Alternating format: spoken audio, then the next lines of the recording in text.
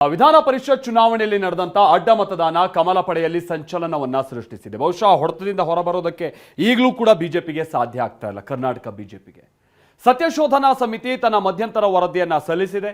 ಯಾವ ಶಾಸಕರ ಹೆಸರನ್ನು ಉಲ್ಲೇಖಿಸದೆ ವರದಿಯಲ್ಲಿ ಕೆಲವು ವಿಚಾರಗಳನ್ನ ಅಲ್ಲಿ ಕ್ರಮದ ವಿಚಾರ ಅಥವಾ ಏನಾಗಬೇಕಿದೆ ಬದಲಾವಣೆ ಅನ್ನೋದಕ್ಕೆ ಸಂಬಂಧಪಟ್ಟ ಹಾಗೆ ಎಲ್ಲ ಶಿಫಾರಸು ಕೂಡ ಮಾಡಲಾಗಿದೆ. ಜೊತೆಗೆ ಕೆಲವರ ವಿರುದ್ಧ ಅನುಮಾನ ಕೂಡ ವ್ಯಕ್ತ ಆಗಿದೆ ಆ ರಿಪೋರ್ಟ್ನಲ್ಲೇ.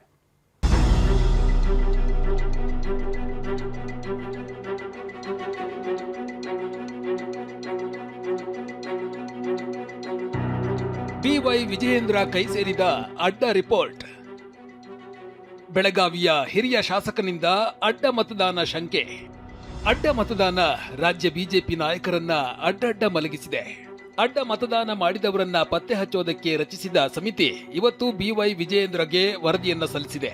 ಸುಮಾರು 3 ಪುಟಗಳ ಮಧ್ಯಂತರ ವರದಿಯಲ್ಲಿ ಎನ್ಡಿಎ ಮೈತ್ರಿಯಲ್ಲಿ 12 ಅಡ್ಡ ಮತದಾನವಾಗಿದ್ದು 1 ಅಸಿಂಧುವಾಗಿದೆ. 3 ಮತಗಳು ಬಿಜೆಪಿಯಿಂದ ಕ್ರಾಸ್ ಔಟ್ ಆಗಿವೆ ಅಂತ ವರದಿಯಲ್ಲಿ ತಿಳಿಸಲಾಗಿದೆ.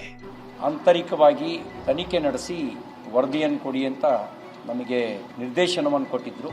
ಅದರಂತೆ 3 ಕುಳಿತು ಪರಸ್ಪರ ಚರ್ಚೆ ಮಾಡಿ 3ರಿಗೂ ಸಹಮತವಾಗಿರ್ತಕ್ಕಂಥ ಅಂಶಗಳನ್ನಷ್ಟೇ ವರದಿಯಲ್ಲಿ ಉಲ್ಲೇಖ ಮಾಡಿ ನಾವು ವರದಿಯನ್ನು ಇವತ್ತು ರಾಜ್ಯಾಧ್ಯಕ್ಷರಿಗೆ ತಲುಪಿಸುವ ಕೆಲಸ ಮಾಡಿದ್ದೇವೆ.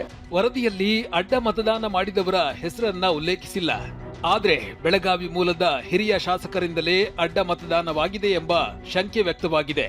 ಬಿಜೆಪಿ ಸಮಿತಿ ಸಭೆಯಲ್ಲೂ ಈ ಬಗ್ಗೆ ಚರ್ಚೆಯಾಗಿದೆ. ಹೈಕಮಾಂಡ್ ಮುಂದೆಯೂ ಈ ವಿಚಾರ ಪ್ರಸ್ತಾಪವಾಗಿದ್ದು ಹೆಚ್ಚಿನ ಮಾಹಿತಿಯನ್ನ ಕೇಳಿದಾರಂತೆ. ಇನ್ನು ಮತದಾನ ವೇಳೆ ಶಾಸಕರಿಗೆ ಇಂಥವರಿಗೆ ಮತ ಹಾಕಬೇಕು ಅಂತ ವಿನೂತನ ಕೋಡ್ ವರ್ಡ್ ಅನ್ನ ನೀಡಲಾಗಿತ್ತಂತೆ. ಆದರೂ ಬಿಜೆಪಿ ಶಾಸಕರು ಕಡೆಗಣಿಸಿದ್ದಾರೆ ಎನ್ನಲಾಗಿದೆ.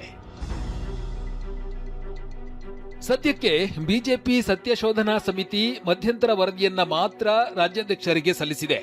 ವರದಿ ಆಧಾರದ ಮೇಲೆ ಕೋರ್ ಕಮಿಟಿ ಮತ್ತು ಹೈಕಮಾಂಡ್ ಯಾವ ನಿರ್ಧಾರವನ್ನ ಕೈಗೊಳ್ಳುತ್ತೆ ಎನ್ನುವುದು ಕುತೂಹಲಕ್ಕೆ ಕಾರಣವಾಗಿದೆ. ಅನಿಲ್ ಕಲ್ಕೆರೆ, ಟಿವಿ9 ಬೆಂಗಳೂರು.